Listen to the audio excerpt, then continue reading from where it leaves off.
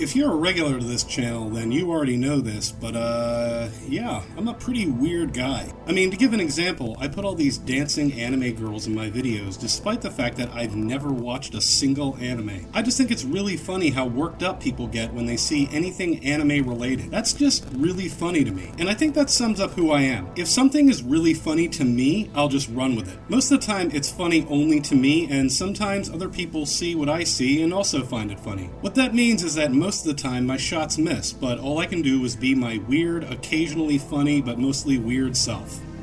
Anyway, this is the story of how I accidentally faked my own death.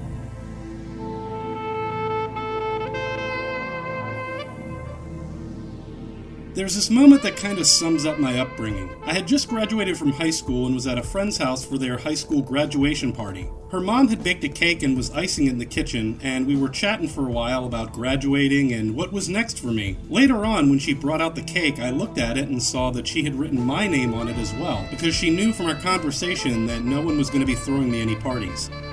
That's not me complaining about my childhood, that's just life. Many people had it better than me, but many other people dealt with much worse. In order to understand who I am, there are two things about me you need to know. Two things that were very apparent from a very young age. The first is that I am very, very smart. And two, I am also one of the dumbest people you'll ever meet. One day in elementary school, someone came to my classroom and asked to speak to me in the hallway. I thought I'd done something wrong, but they just told me that I was gifted, and asked if I wanted to take part in a special class for other students who were gifted like me. I said yes, thinking that gifted meant we were going to be given presents because, like I said, even though I was smart, I was also a very, very stupid boy. The gifted class usually consisted of me and a handful of other students playing brain puzzle games, and one time we dissected a pig's brain for some reason. But even though this class was intended to be a chance to learn amongst other kids like me, as the years went on, I felt less and less like those other kids. They were the kids who got straight A's, joined the chess club, and took AP courses, while I was still a dumbass little shit getting D's and just barely treading water. Everything in school was a constant struggle for me, but every week, once a week, I would spend an hour in gifted class and see firsthand the many differences between me and them, or them and I.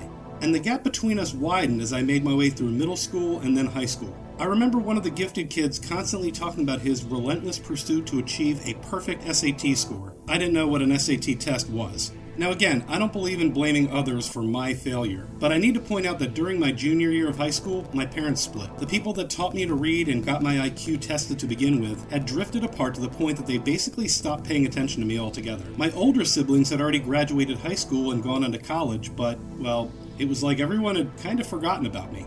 After years of treading water with C's and D's, my grades cratered even more, and I managed to fail chemistry. Okay, no problem. I'll just retake it the first half of my senior year, and I failed again. Okay, I have one last chance, the second half of my senior year, to make the requirement and pass chemistry, or else I won't graduate and I don't even know what happens then. I really gotta hunker down and focus, man.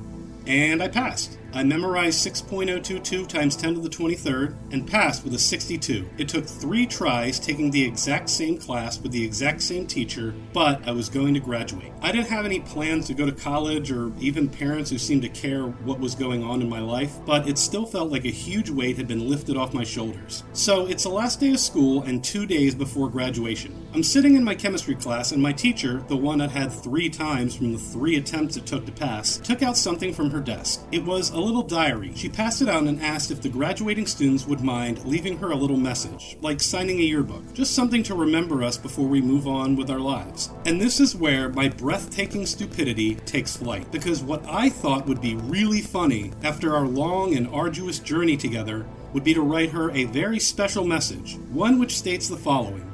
1. I was in love with her. 2. I failed her class twice on purpose so I could be close to her. And 3, I don't see the point of living without her.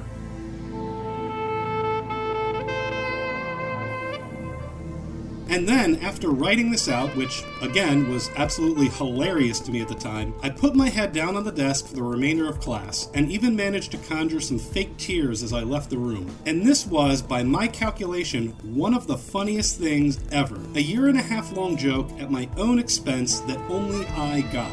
Okay, so that's the first ingredient of how to accidentally fake your own death. For my next trick, you remember what I said about my junior year and my grades suddenly cratered? Well, a lot of that had to do with a combination of being on the internet all night and being able to sleep through damn near anything. I would set my alarm to the highest volume and sleep right through it. Most days I'd wake up hours late for school, and a lot of the time I just wouldn't go. The day after the last day of school, there was a graduation rehearsal scheduled in the morning, followed by a celebratory picnic at the park in the afternoon. And, like I did most days, I slept right through my alarm. Only when I did finally wake up, well, let's just say some events had transpired. The phone was ringing, incessantly. This may sound foreign to you Zoomers, but we didn't all have our own phones. The house had a phone, it didn't leave the house, it was called the phone, and everyone used it. Anyway, the phone was ringing and it didn't stop. Whoever was trying to reach us wasn't taking no for an answer. I picked up and it was my dad.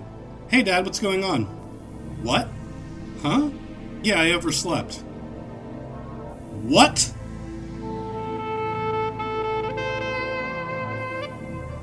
Okay, so let me fill you in. Because the lesson I learned that day, a lesson I probably should have learned well before that point, but didn't because I'm the dumbest, most unaware person that wasn't in a permanent vegetative state, was that the things you do, even the things that you do for your own personal entertainment, can ripple outwardly, causing other huge things to happen. So, for example, if you, say, write a funny note to your teacher about how you failed her class on purpose twice, and you don't know how you can continue living without her, this will cause her to become extremely worried about your safety and notify the school. Then, when you don't show up for graduation rehearsal the next day because you overslept again, the school will then notify the police of a possible situation. The police will then come to your house and bang on your door several times, and when you don't hear them because you can sleep through anything, they will try contacting your father because they are under the impression that you have unalived yourself. And just for good measure, word will soon get around to all of your classmates that you may not have shown up for graduation rehearsal because you harbored a secret, passionate obsession for the science teacher and took your own life. So, when you do show up at the graduation picnic, people will look at you with amazement and astonishment because they heard from somebody who heard from somebody that you were dead.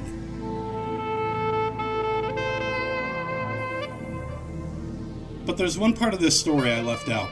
The part that's not about me at all. See, a few months before all this transpired, there was this very strange day at school. We were supposed to have an assembly in the auditorium, but when the time came, we were instead ordered to exit the building, walk over to the middle school, and congregate in the gym. All of us, the entire school. And we just stood there without anyone telling us why for an incredibly long time. Then we were told to go back to the high school and resume classes. After a few days, word had got around as to just what the hell happened, and one of my classmates, who I barely knew, stopped showing up to school. Because what he thought would be really, really funny would be to wait until there was a very large assembly, hide a box under the stage with a ticking clock in it, and call in a bomb threat. Obviously, this is much, much worse than what I did, and obviously the ramifications for that decision were much, much worse. Like me, he had spent most of his life going to school, and just before he would see the fruit of all that time and work spent, he managed to not only spoil it, but probably ruin his life as well. So whenever I think about just how stupid I am and how phenomenally stupid I once was, I think of him. And I think of how lucky I am that my stupidity didn't cost me the chance for anything and everything. How narrow the road between funny folly and outright disaster truly is. How kids today making mind-bogglingly stupid decisions are playing with fire, and how I truly hope that immature stupidity doesn't cost themselves the chance to learn and overcome.